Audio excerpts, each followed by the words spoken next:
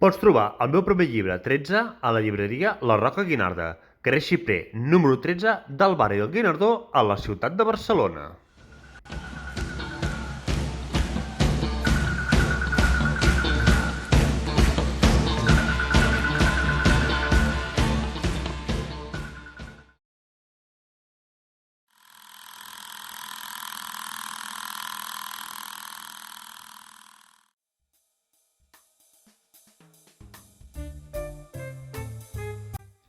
Sí, ja ho sé, això de viure en català és ben complicat, sobretot en el món del cinema i les sèries.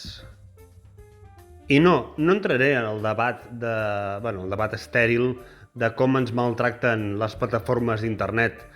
Ja ho sabem, els tempos irrisoris que dediquen a la nostra llengua. I encara que sembla mentida, sort que en tenim de TV3.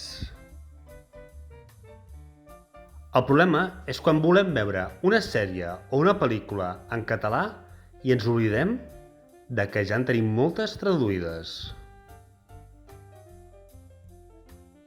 L'objectiu d'aquesta nova sèrie de vídeos que estic a punt de començar és explicar-vos totes les pel·lícules i sèries que podeu trobar en català i on trobar-les.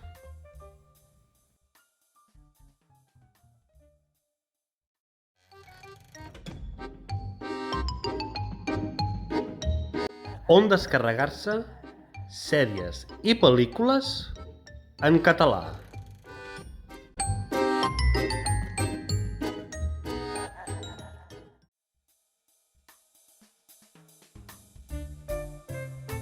Si entreu a la web de Tots Rucs, trobareu, com no, una varietat una mica per tothom.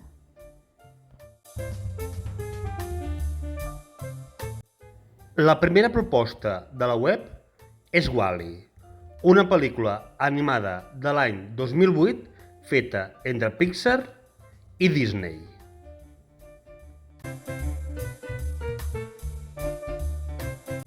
Una altra proposta seria Un món estrany, un altre film animat de l'any 2022, l'any passat, produïda en aquest cas per Disney.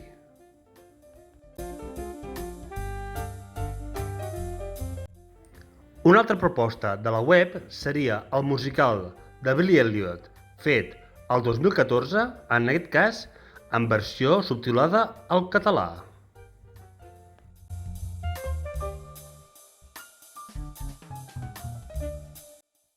Qui prefereixi un clàssic?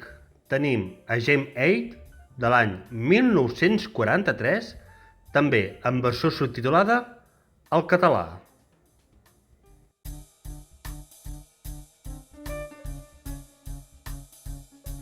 Que preferiu l'humor francès? Teniu la pel·lícula Amb els braços oberts de l'any 2017.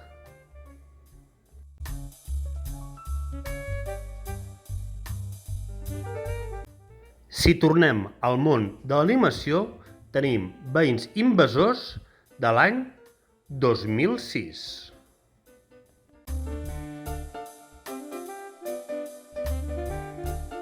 Que sou més seriosos? Perfecte. Tenim iniciada la sèrie Les 6 esposes d'Enric VIII de l'any 1970.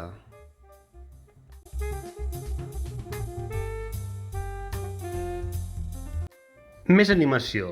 Tenim Aimbo, la guerrera de les Amazones, de l'any 2021.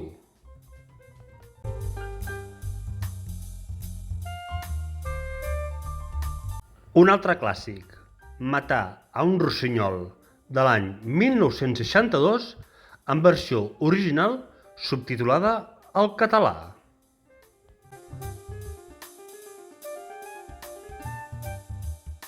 Una pel·lícula de Mel Gibson, Neve i Cap, de l'any 2020.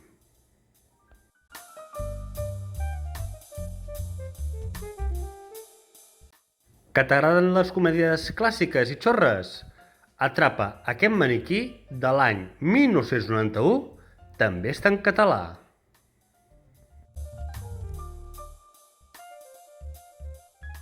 Una altra web on podeu trobar sèries i pel·lícules en català seria macanuscrit.cat.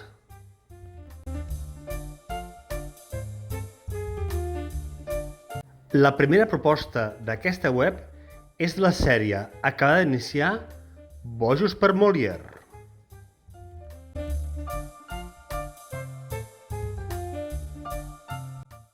Una altra sèrie també acabada d'iniciar és Hotel Portofino.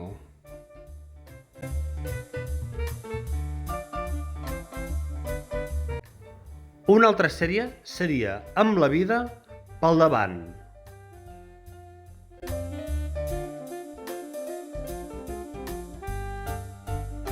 Una altra sèrie, que en aquest cas ja té 8 temporades doblades al català, seria Hotel Vora Mar.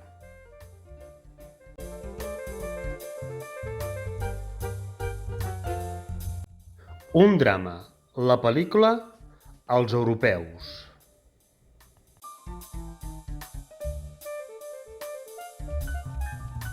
La decisió és una altra proposta dramàtica d'una altra pel·lícula.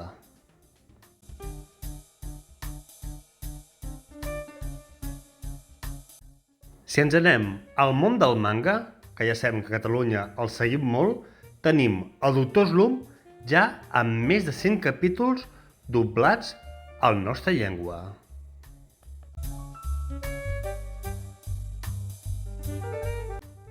També tenim en català la versió moderna dels Set Magnífics.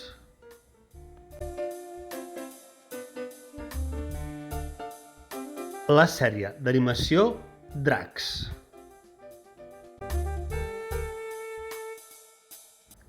Dos mangas més, Haikyuu i Els Guardians de la Nit.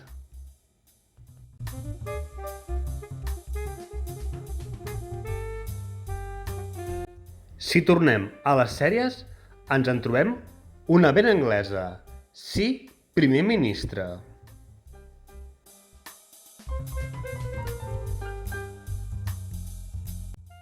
Una pel·lícula protagonitzada per Kevin Costner, Andy Garcia, Robert De Niro i Sean Connery serien Els Intocables de l'any 1987.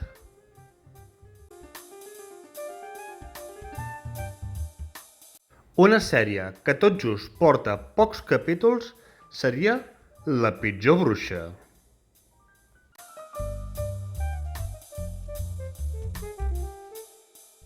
I l'última proposta d'avui seria la pel·lícula Déu meu, però què ens han fet?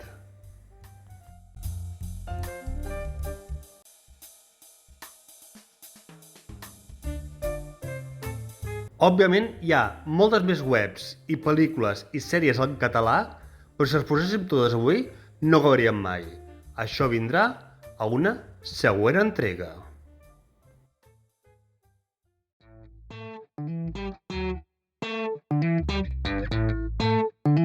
I fins aquí el vídeo d'avui. Ja saps, si t'ha agradat, sisplau, regala'm un polze cap amunt i subscriu-te al meu canal. I per acabar, i com sempre, deixeu-me recomanar-vos la meva saga, La llegenda de l'insurgent, amb la seva primera part, 13, la segona, Els existencialistes, i la tercera, La xarxa fosca. A part de trobar 13 a la Roca Guinarda, podeu trobar les meves novel·les a Amazon, en e-book i en edició de butxaca.